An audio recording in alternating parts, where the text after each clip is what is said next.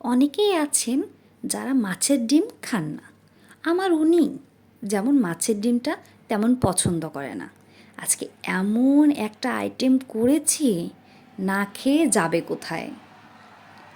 আজকে আমি মাছের ডিমের বড়া ভুনা দেখাবো। ছোট কাপের 1 কাপ মসুরের ডাউল ভিজিয়ে রেখেছিলাম, সেটা আমি আধ ভাঙা করে বেটে নেব। এখানে একটি রসুনের অর্ধেকটা আমি বেটে নিচ্ছি, আর সামান্য একটু আদা নিয়েছি। 4টি কাঁচামরিচ।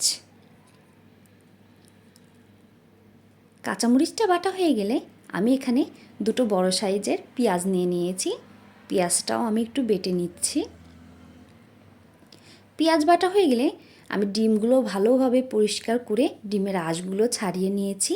এখান থেকে আমি 2 চামচ ডিম এবং 1 চামচ ডাল বাটা আমি আলাদা করে রাখবো। এখন এই ডিমের মধ্যে দিয়ে দিব সেই ডাউল বাটাগুলো, দিয়ে দিব মরিচ বাটা, 1 চামচ হলুদ, 1 চামচ লবণ দিয়ে আমি একটা মিশ্রণ তৈরি করে নেব। এটা মেশানো হয়ে গেলে আমি এটা সাইড করে রেখে দিব। একটা প্যানে তেল গরম করে নিব, আর একটু একটু করে এই ডিমের মিশ্রণটি দিয়ে আমি বড়া ভেজে নিব। আমি এখানে উল্টে পাল্টে সবগুলো বড়াই ভেজে নিব। দেখুন বড়ার কালারগুলো কি সুন্দর আসছে, এখনই খেতে ইচ্ছা করছে।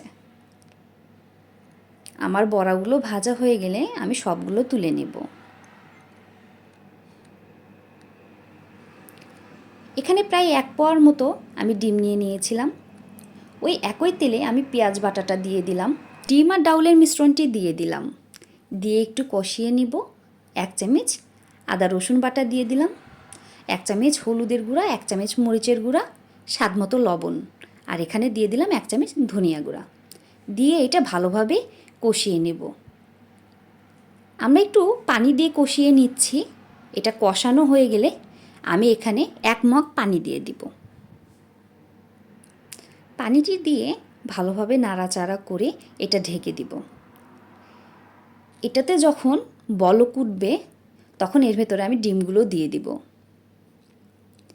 এখানে ডাল মিক্স করাতে এই মিশ্রণটি খেতে অনেক বেশি মজা লাগবে। ডিমগুলো দেওয়ার পরে ডিমগুলো ফুলে ফুলে উঠবে। এর ভেতরে ভাজা জিরের গুঁড়ো দিয়ে আমি পরিবেশন করব। এটা একবার খেয়ে দেখবেন, একবার খেলেই বুঝতে পারবেন এর টেস্ট কতটুকু।